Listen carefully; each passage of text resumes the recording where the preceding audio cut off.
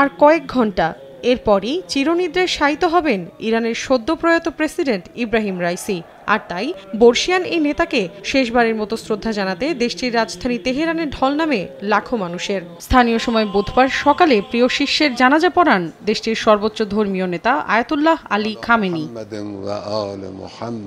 এরপর রাইসি সহ নিহতদের মরদেহ নিয়ে যাওয়া হয় আজাদ স্কোয়ারে। শ্রদ্ধা জানাতে দিনভর এখানেই রাখা হয় তাদের। পরে রাইসির প্রতি শেষ শ্রদ্ধা জানান তুরস্কের president Recep Tayyip Erdogan, Taliban সহ বিশ্বের বিভিন্ন দেশের সরকার, রাষ্ট্রপ্রধান ও শীর্ষ কর্মকর্তারা। বৃহস্পতিবার স্থানীয় সময় সকাল ৮টায় ইরানের বিরজান্ত শহরে নেওয়া হবে প্রিয় নেতার মরদেহ।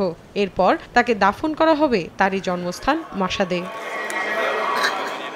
নগদে ৫০০ টাকা বা তার বেশি পেমেন্টে পেতে পারেন ঢাকায় জমিসহ ২০ কোটি টাকার পুরস্কার।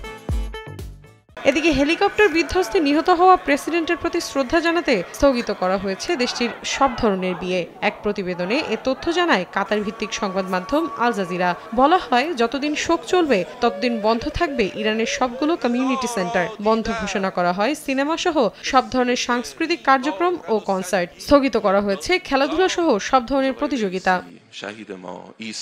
মৌসুমীর সাথী, সময় সংবাদ।